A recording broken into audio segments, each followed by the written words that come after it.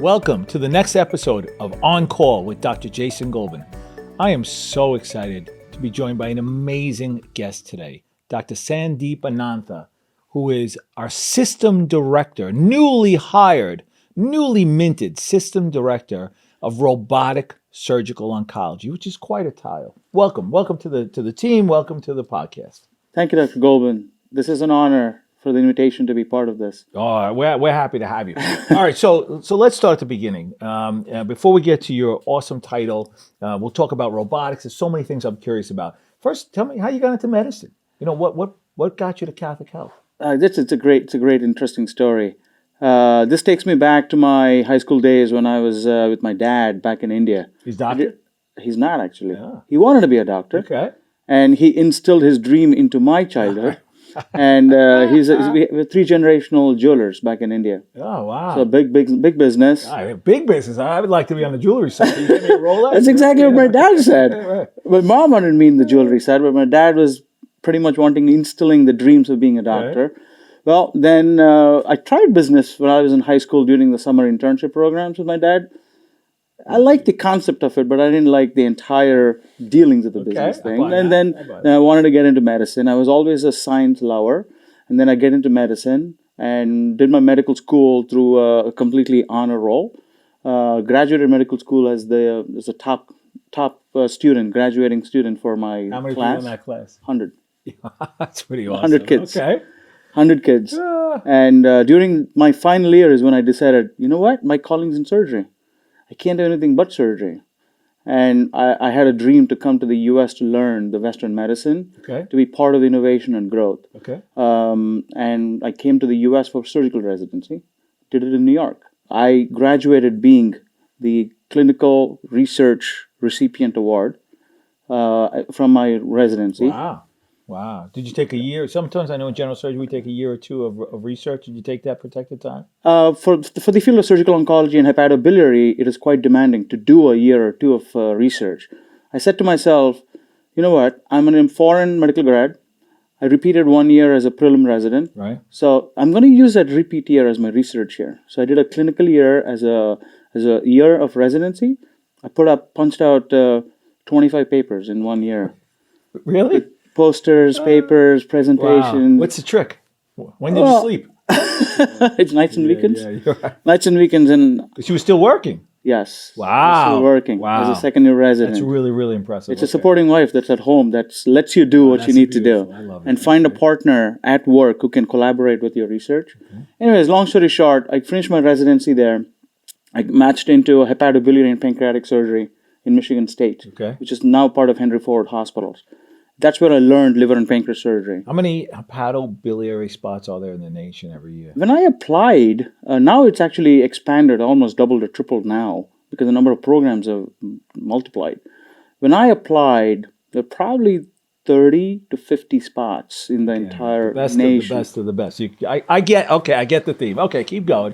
So you go out to Michigan, you train. I finished my hepatobiliary and pancreatic fellowship. And then it's 10 years now since I've been doing complex surgical oncology. Where'd you go when you finished? I took my first job in Nashville, Tennessee, as a place to live, to build the surgical oncology and hepatobiliary department in a medical school there. Okay.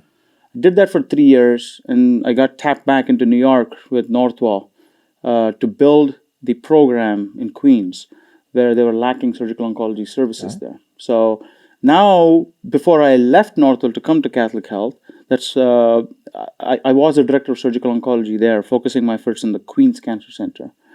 I actually met Dr. Geselter during my residency there. That's where we kind of learned about each other.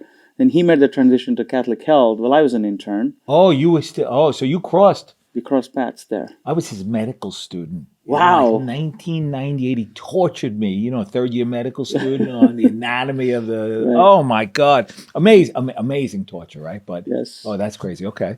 And then now I've been doing robotic surgical oncology, focusing on complex gastrointestinal cancers, mostly liver and pancreas cancer. Doing robotic Whipples, robotic distal pancreatectomies, robotic liver resections, and that was my focus. And Dr. Geselter approached me about an opportunity at Catholic Health which is right around the corner from my house. It literally takes 5 minutes from my house. I don't have to make a turn. It's in the same street. That's funny. Okay. And he told me that the beautiful things that are happening at Catholic Health, especially with what's happening at Good Sam, with the brand new pavilion that we built, with the brand new ORs and expansion into robotics and cancer care. That's what attracted me to Catholic Health. Wow. So when I spoke to Gary Geselter, I said, St. Francis and Catholic Health is the #1 hospital for heart care, isn't it? And he said, absolutely, yes. Yes, But- and. Right. Yes, and we like to say. Yes, and now we are focusing to become the best for cancer care and surgical innovation. Well said. So, and I came, You met with Boomy, him, you met Gary, Boomy, you met Boomy, you met the met team. the entire team, and I said, this is it. This is an opportunity that we can make use of to make a mark and create a difference in the Long Island people. Let's talk a little about robotic surgery. Years ago, and you and I have talked about this a little, years ago, even Gary Geselter was, we thought the robot, I don't know, 10 years ago, 12 years ago, was really meant for those deep pelvic surgeries, the gynonc and the urology, the prostates. But the use of the robot has just expanded tremendously over the past few years. Talk about, what should the robot be used for? How should we be using it? What's the future look like for those robots? Absolutely. I think, the robotic surgery is a highly complicated tool. It's a myth that it's not a robot that's doing surgery. It is me that's controlling the console, which controls the instruments per se. If I don't move anything, the robot does nothing. So that being said, yes, it is a very complicated tool that is worth in diamonds in experienced hands. So the key is the adequate training and adequate support to be able to apply it in the right space. Yeah. So that being said, what I call robotic surgery is minimally invasive open surgery. People always say, well, I can do this laparoscopically. Why do we need to do the robot? That is true, but what the robot has enabled us to do is to push the envelope. What laparoscopy limited sometimes, especially with tight spaces, especially with complex minimal dissections, suturing with sutures that are as thin as human hair, sewing a 2 millimeter duct to the bowel and expecting it to hold with excellent results. And the patients walk away with keyhole incisions. Wow. So that concept just blew my mind away when we were able to apply it. So we can't do that without a robot. Can't do it laparoscopically. You just don't have the Correct. Not your dexterity, Right. but the instrument dexterity. Correct. Correct. So this is the next evolution. Even what laparoscopic surgery meant to general surgery, Yes. the robot now means. Yeah, you to asked me about, laparoscopic. how the closed space expanded into do it everywhere now. So I think it's a combination of innovation and the appetite for the surgeons to push the limit. Not at the cost of patient safety. Keeping the patient safety as #1 priority. Always. We set Always. patients at the center. Patient safety is #1. But push the envelope regarding surgical innovation and surgical technology to be able to achieve what we think we can and we should. All right. Now you mentioned Whipple. So Whipple is, I'm just a silly pulmonologist, but Whipple is a pretty advanced surgery where we take out, usually secondary to cancer, right? We take out most of many of the critical organs in the abdomen. Right. Traditionally done open. I don't know if we ever moved it to laparoscopic. Yes. But did I hear you say we did them robotically now? Yeah, absolutely. We actually did our first robotic Whipple at Catholic Health, completely robotic from start to end, with resection of the specimen and reconstruction. Robotic Whipple is otherwise called a pancreaticoduodenectomy, is to remove the head of the pancreas, the duodenum, and the bile duct that dips into the pancreas, and then reconstruct all of that with 3 brand new anastomoses. Okay. So that is classically, even in 2026, being done with an open abdominal incision. Right. So we at Catholic Health, we're able to do this robotically with smaller incisions, like a keyhole surgery, and maybe have a 3 or 4 centimeter sized cut to get the specimen out. So that allows us to do the exact same operation with smaller cuts. In my view, the robot enhances the visualization of the plane that I need to work. and achieve the same cancer care quality with negative margins, have a equivalent number of lymph nodes that we need to remove, not compromising the cancer care. And more importantly, the reconstruction. We are sewing 2 millimeter ducts into the intestine with sutures as thin as human hair using the robotic technology. That's purely because of the enhanced visualization that we have And the and articulation. articulating instruments that allow us to see close up and then put the stitches and tie them down in precision.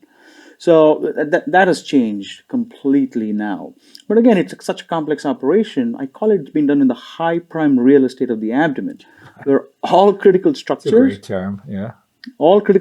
come together with major blood vessels. Well, there we have to work around them safely to remove it, to remove the cancer. Yeah. So that elevates the quality. We select these patients who are ideal for this operation. So that's why we have a multidisciplinary tumor board where we go through every single patient who are candidates for Whipples to say, okay, if this can be done robotically. So since that process is put forward in Catholic Health now, we have our Monday evening GI tumor board where we talk about all these cases, and it's a team. It's just not me. It's a leadership, and it's the OR staff, it's the nurses, it's the ICU, it's obviously the patient comes in the center of all of this. And it's a fact that we are able to do it and then showcase it to all our patients. It's monumental. Wow. So we'll talk about the recovery from a robotic Whipple versus an open Whipple. So At least for that, I don't know, how many have you done now? We've done close to, at least in Catholic Health, we've done, in the last 7 months, we've done 15. Wow. Okay. 10 to 15 of them. And We actually have one patient just recovered last week. We have a couple more coming up in the next that's couple of weeks. amazing. That's beautiful. Yes. So I think recovery-wise, the patients love it. Their hospital stays shorter compared to an Opal Whipple, and their wound complications are pretty much non-existent. Love that. Because Love that. all the incisions that we use are, the biggest one is a Tiny, right? It's tiny, port like size, right? port sides, and we make a 3 or 4 centimeter sized incision To pull stuff as a out. fan and steel incision to get the specimen out, which is buried under, and they can't even see it, and they recover very well with almost no wound complications. It's the same surgery that's done open, but with a robot with small incisions, which allows us to get the similar outcomes cancer-wise. We don't want to compromise quality. Never. Yeah. So it not only gives the same, in my opinion, it gives more in terms of the cancer yield. And the way we say success for cancer operation is one, to work around the cancer to achieve the resection with negative margins and have a good lymph node yield. Robotically, we're able to do that. That's amazing. We're able So this to is do something we'd only see at the tertiary campuses. We wouldn't see this at the Correct. small campus, but we have the robot at the small campuses, Yes. which is being used, more and more. Yeah. Do you see your future collaboration with the robotic surgeons throughout? Yeah, I think robot is not only here to stay, but also is going to be very, very prevalent, and the indication for robotic surgery is just going to expand. Because I used to train medical students, surgical residents, surgical oncology fellows, who are all doctors of the future generation. And they're coming And out. they're coming out expecting the robot now, correct. right? Yeah, we're Yes, hearing they are coming out with experience in robotic surgery and asking to go to a place where they have robots. So it becomes natural for every place to have robots. But again, as I said, it's a training that's important and the infrastructure that's in place to have a safe outcome. As your role as the system director of robotic surgical oncology, surgical oncology is one thing, but we think we can get beyond that. Talk to me about what you see as the future of robotic surgery for Catholic Health. So what I would say is to bring all cancer care surgery together, especially in the robotic world. So what I envision for us to be is a robotic center of excellence as a system. As a health system. Start with our 2 mothership hospitals with St. Francis and Good Sam, and then become a system center of excellence for robotic surgery and robotic surgical oncology. And eventually, we should start thinking about putting a Catholic Health Robotic Institute. That allows to prepare the future generation to learn into all aspects of robotic surgery, training, education, innovation and application into the patients. What else is out there besides robotic Whipple? What else do you see in the future of robotic surgical oncology? Yeah, robotic Whipple, I think, is a pinnacle in terms of the technical success in terms of hepatobiliary and pancreatic surgery. In addition to the robotic Whipple, what we do in surgical oncology, most of my surgeries now, cancer surgeries, are done robotically. So I do robotic gastrectomies, so robotically, a total gastrectomy. We do robotic pancreas surgery. We do robotic liver resections. We do robotic bile duct resections. We do robotic colon resections. Most, if not all, of the cancer operations now we do is done robotically. What's been your experience with the culture of Catholic Health so far? What are you finding? Are you happy? I hope so. Yes, But yes. we'd love to hear just your take on the culture that you've experienced. Yes, So far. I think Catholic Health is a beautiful little jewel that is really protected well, that reflects and spreads its shine throughout. I didn't realize it until I became part of it personally. Yeah, I've right. heard good things Yeah, about yeah. it, but now I'm Hidden jewel. experiencing. We're trying to unhide it. Right. It is beautiful. It's a beautiful experience. The team is great. My surgical partners are fantastic. The nursing is next level. They're always there to help, and it's amazing. Any and every person, always wants to be part of your problem. How can I help? How can I help? How Right? can I make it better? Now, for example, I don't know if I can say this, but today, to come to this interview, I put my car in the back. I'm walking in the back. There's this lady was on her break, and I said, "Hey, I'm here to the studio." She actually left her lunch, walked with me. Oh, I love that. She walked with me to the door and said, "Here, this is your studio, and I'm going to go back." Oh, I love that. We train that, right? This It's is four beautiful. people, and that gives me such joy to hear Yes. that. We believe that the best delivery, the highest quality care, you need to have the best experience, really, Yes. from all touch points, from the minute you access us on the phone until even when you get your bill on the Yes. outside. And we're working really hard on that. That story. That's unprompted. That gives me joy. Right? Yes, it I'm was having a completely- good day between that and the This drink. is this is just happened. I didn't even anticipate that. So I didn't even come prepared for it that way, right? You're gonna fit in just. I'm just telling you. We as employees of Catholic Health, we are considered citizens of Catholic Health. So other than being a good citizen, we have our patients coming in who trust their lives with us. I've had many patients, if not all of them. They tell me, "Doc, I was treated like a king. I love that. I love that. My problem was their problem." I love that. You took care of a friend's spouse, but you didn't know I did not who know. this person was, and they couldn't stop raving. And that's just the way you treat people, and that shines through. And that is our expectation for the whole organization. That story gives me joy. All right. That's true. I didn't know about it after the fact. So you train hard, you work hard, you have to have some downtime.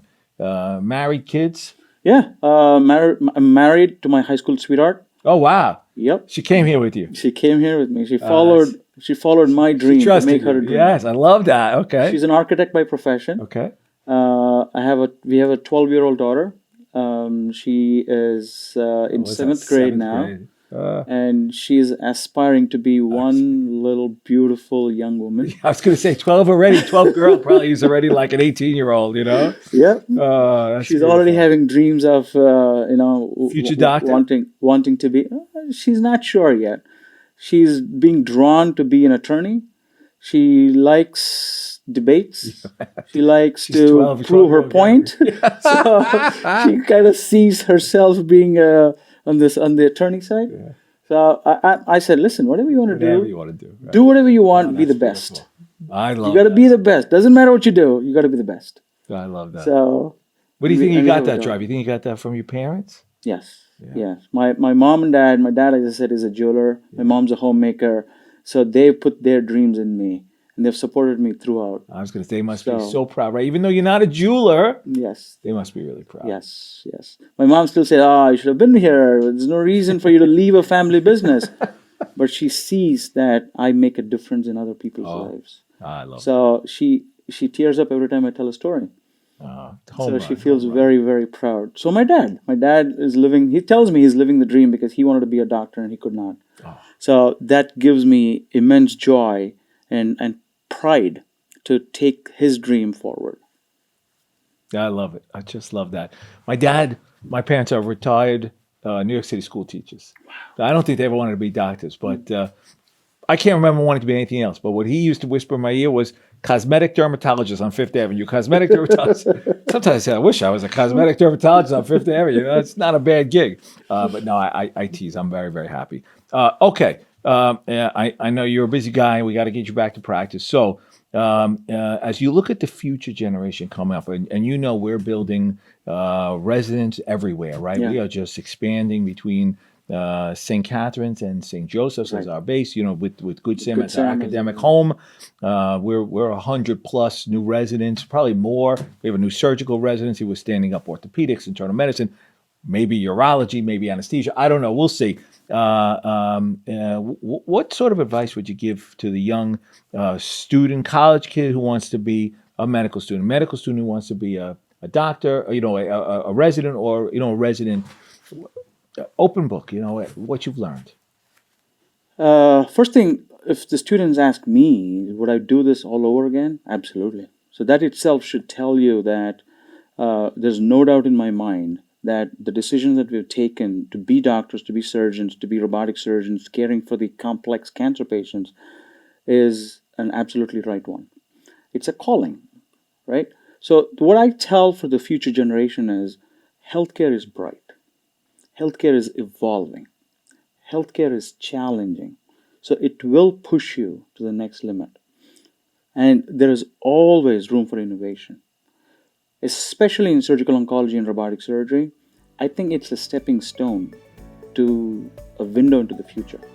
Look, we clearly are blessed to have you here at Catholic Health. You are an incredible addition to the team. Thank you for spending the time with us, and it's an absolute pleasure. Dr. Golbin, thank you so much. Thank you so much for welcoming me into the Catholic Health family, and happy to be here. Thank you so much.